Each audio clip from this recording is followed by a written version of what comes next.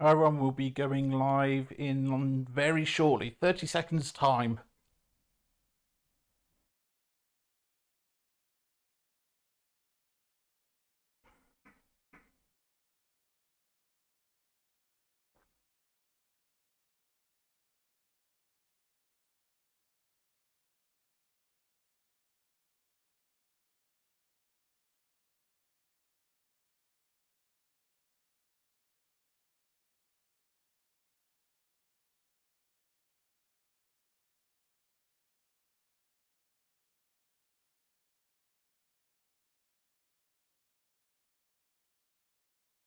Hi everyone, and welcome to episode 2 of my 12-week video series on self-management. Now, this week we're going to be talking about self-awareness, strengths and weaknesses. Now, self-awareness, what's the value, what's the importance, why should you kind of listen, I suppose, to this? Well, if you think about self-awareness, self-awareness is one of the largest elements of this whole 12-week series. And regardless whether you're coming to this from a learning perspective, if you want to grow and develop professionally, being self-aware of who you are as an individual is of immense value.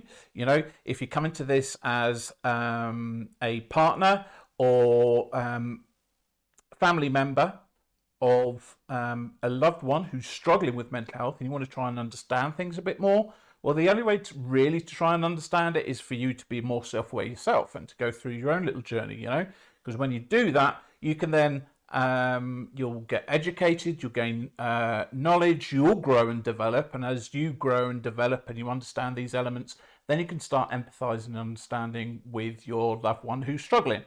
So there's another reason, or you could be coming to this from the point of view of you're aware that it's been a crap year and you're not at your best, you're struggling with certain things and you don't know what it's all about, but you know that you want to do something about it.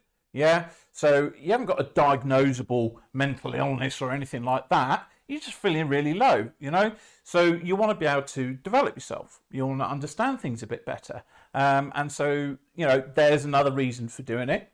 And then I would say that another reason is also for a point of view of someone who maybe has been diagnosed with a mental illness, and this series wouldn't necessarily help you to deal with your illness specifically. However, as long as you've accepted a few things and you've taken your first step on that road to recovery, once you've started on your road to recovery, then absolutely understanding about self-management and being self-aware is going to be a essential component of your recovery journey. So as you can see, there's all kinds of different reasons as to why it's so important to be more aware of ourselves. And within self-awareness, over the next few weeks, actually, there'll be certain lessons within this self-awareness module that I want to take you through. Now, it's not going to be all of them, but certainly it's going to be the most important ones, okay? The ones that I really think, in my opinion, are the most important, and that's coming from a personal opinion and also a professional opinion, okay? So the one we're starting off with today is strengths and weaknesses. Now, with strengths and weaknesses, again, it's really important, especially from a professional perspective, to understand what your strengths and weaknesses are. But also, I want to be talking about mistakes, failures, those kind of things which are deemed to be really negative. And if you fail at something, or you didn't win something, or you've made mistakes, we really beat ourselves up. That's generalism, I know, but we tend to beat ourselves up, don't we? You know, because we came second, or we came last, or we failed at this, we didn't achieve that, we didn't gain our goals, we didn't, you know, we made a mistake and let people down. And but if you wrap yourselves up in that, okay, then which a lot of people tend to do, you're really going to struggle. You are going to struggle. And unless you've got a great mindset where you can go, yeah, made a mistake, going to learn from that and move on. Now, that's so much easier said than done. Trust me, I get it. However, it's certainly what we want to be trying to aim for. Okay, so let's initially look at strengths though, you know. So everyone kind of goes, yeah, it's really important to know our strengths. Yeah, it is important to know our strengths, absolutely. And whether you're if you're a manager, you know, a mid-level manager or team leader, it's really important to know the strengths of your team members around you. But it's also really important for you as an individual or as a leader or as a manager to understand what your own strengths are, what your own capabilities are. Okay? And then you should be working towards what your strengths are. If you try to achieve something whereby you're not utilizing any of your strengths and in fact you're utilizing most of your weaknesses, guess what? You're going to be really struggling, which is then going to frustrate you. It's going to get you down, and you know, your self-confidence is going to take a hit. So when we're talking about strengths, then let's really identify, be honest with yourself.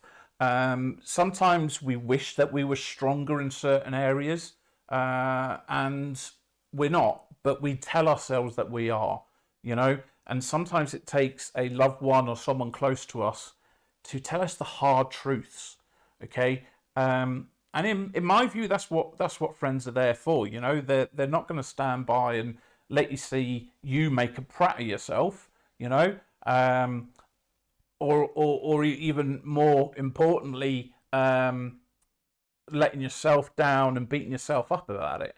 Okay, so if you identify what your strengths are, and then try to work to those strengths as much as possible, you know, in business, you should be working to your strengths, farming out the work that you can't do. For example, you know, I've got a great accountant. You know, Andrew from AMT Accounting, he's awesome. He's been with me for years, or I've been with him for years. He's always helped me out with the tax man and made sure they got as little money as possible. But maths and accountancy and all that kind of stuff, it's my weak spot. I'm not great at it. So I farm it out, you know, and I try to work to my strengths. And now, you know, I can only manage working about 4 hours a day. So I need to really identify what my strengths are to ensure that I'm as productive as possible in that 4-hour window where I can actually work. And yes, I've got a mental illness, but if you haven't got a mental illness or anything like that, everybody has a time of day when they work best. Some people work best early mornings, some mid-mornings, some late at night or whatever, you know. Well, that's a strength. So you should be really concentrating on working during when you are at your peak. So, you know, bear that in mind. So, and then when you're kind of listing down what your strengths are, you could possibly look at prioritizing them. Are you any good at organization?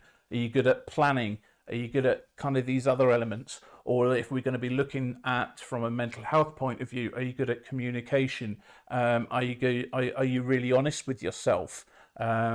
Have you got the strength and resilience to be able to get up in the morning? Have you got the strength to really be able to push yourself and do the hard things and the hard work that needs to be done, that you have all done throughout this year? You know, because if you hadn't done it, guess what? You wouldn't be here watching this right now. So you've all got so many strengths, so many unique capabilities, and wonderful uniqueness about you, which really makes you who you are as an individual. So it's really important that you identify with what your strengths are, that you try to work to your strengths as much as possible, gain assistance with where your weaknesses are, okay, and be honest with yourself about whether you really are strong in a certain area. And if you're not, hold your hands up. No, I'm not great at that. You know, it's not a problem. It's more of a problem when you try to kid yourself and you start lying about it. That is when it does become a problem. And that is when, you know, it becomes, it can become an issue. So then let's look at weaknesses. So weaknesses is probably the larger area of this, and within weaknesses, it's also the most hardest area to kind of be honest with ourselves, because, like I say, with where weaknesses, mistakes, failures, anything like that comes into play, they're always seen as negative elements. Why? Sod that, throw that out the window. Not having that, you know. Embrace those weaknesses, embrace the mistakes, embrace the failures, you know. Let's really embrace them, because when you embrace them, when you learn from them, you then reframe it, spin it around, and they then become your strengths. And that can happen in anything, within business, within yourselves as an individual personally, within yourselves as an individual professionally, you know. And I know it's so much easier said than done, but, you know, it is really important that you work towards that, okay? One of the key things I said there was learn. Now, I'm sure all of you have heard this at some point or other. You know, we all make mistakes, but those who make the same mistakes over and over and don't learn from them, they're then the ones who really struggle, you know. And then people start getting pissed off with you because you're making the same mistake over and over and you're not learning about it. You know, you're not learning from your mistakes. And actually, when you learn from your mistakes, that's when you grow as a person. That's when you start developing, you know. But when you don't, and you keep making the same mistakes, or you're not reaching your goals all of the time, there's an underlying reason why that's happening. Why is it? You've got to try and figure out why that's happening. Is it you? Is it the fact that actually you need to kick up the arse and you need to look at yourself in the mirror? Harsh? Maybe. But within mental health, there is an element of harshness there. Okay? If you lay out everything at someone's feet and go, there's all the support that you need, there's everything there, you got all the money, you got all the support services, you got everything. Okay? If they still don't take that step, if they still don't do something about it, you know, that's on them. And it will come to a point for quite a few people. And again, generally, the ratio of men to women doing this is greater within men. Call it stubbornness, ignorance, whatever. But definitely, you know, guys will keep going and they'll keep doing it. And they won't be kind of learning, you know, and they'll just carry on, and they'll get to a point, sometimes crisis, where they do then go, I need help. But the pain they've put themselves through all this time, when everything is laid at their feet, as a partner or a family member, that can be so frustrating. But the key point there is that you have to let them make that mistake. As hard as it is, all right, to see the person that you love, respect, to see them go through such pain. But sometimes that's the only way that people learn. That's the only time when they then actually go, whoa, enough's enough, I need to sort my shit out. So bear that in mind, okay? But once you've kind of identified things within yourselves and you start taking those steps, and then you've made a mistake, or you look at your weaknesses or your failures and you look at them and go, okay, so why did I fail at that? What did I do wrong? Learn from it. When you learn from it, that's when you can reframe it. That's when you can embrace it and it becomes a strength, because you've grown and you've developed from it. And do you know what else that is? It's called living your life. When you fail to learn, when you fail to grow and develop, in my opinion, that is when you're existing and not living. I want you to be able to be the best version of yourselves that you can be. And to get there and to be that person, you need to grow and develop. And this is step one, right here, right now, of identifying who you are as an individual, becoming self-aware, and really starting to chunk down into who you are, why you're like that, why you see the world like you do, what your strengths and weaknesses are. And actually, if you go to an employer or anyone else and you go, okay, so these are my strengths, this is what I'm rubbish at. Now, you got a decision then, because you can either work harder, so you're not weak at them and you can turn that into a strength that way. You know, I'm crap at maths, but I've got no interest in learning about maths. So I could learn about maths and study it and all that kind of stuff, which then turns it into a strength. Or I could actually go, I'm rubbish at maths. I'm just going to fill my work out to accounting, and someone else should be doing anything to do with maths. Yep, basic admin, not great at that. Used to be, you know, in the army days. Not anymore, I'm not. So I get volunteers to do that side of stuff. Me, I'm a people person. Getting out there and doing this kind of stuff, you know, doing the speaking, trying to be motivational, inspiring people, seeing people grow. The lad who's with me, who's helping me make these videos, who's sat the other side of this camera right now, Corey, he's grown so much over the past few months since he's been with the group. You know, that is more than payment financially, you know, and that is living. He's turning his life around. He's the one who's doing it. We're just facilitating it. But he's found the strength to be able to accept the things that he can't do, to open himself up to mistakes, to be honest with himself where his weaknesses are, and to start working through this process. And he has grown just in a matter of months. Put the hard work in, be honest with yourself, and accept. Then you'll start to see your life changing.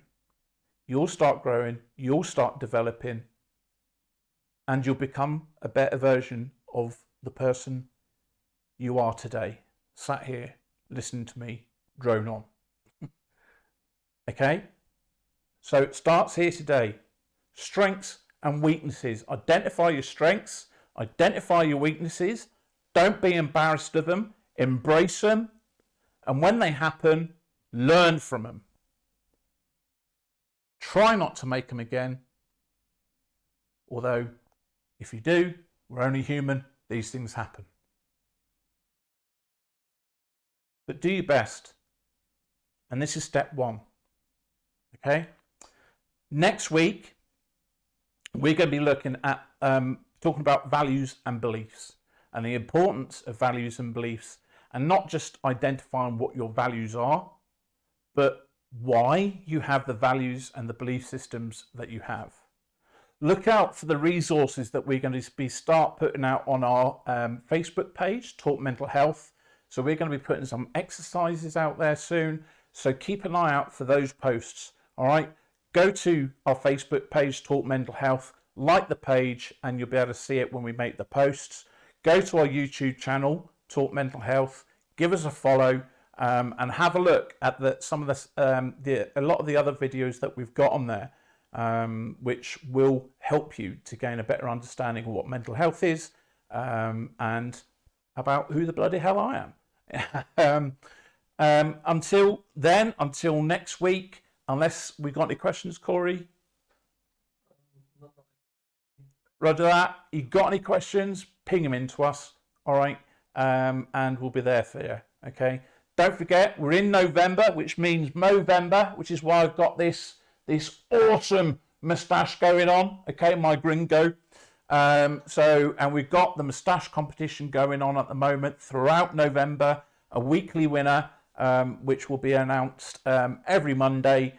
Get your entries, your images into us on our Talk Mental Health page on Facebook. Okay, take a photograph of your moustache, send it in to us, and you'll be in the chance of winning some amazing goodies. Okay, sponsored by the Beauty Works and the Barber Works in Toaster. Remembered you, Nick. Remembered you. The Barber Works, awesome stuff. And maybe some merchandise goodies from us. Okay, hey, if you don't win those prizes, you're still a winner because you're raising awareness for Movember and men's health. As ever, take care of those around you. But more importantly, please, take care of yourselves. Laters.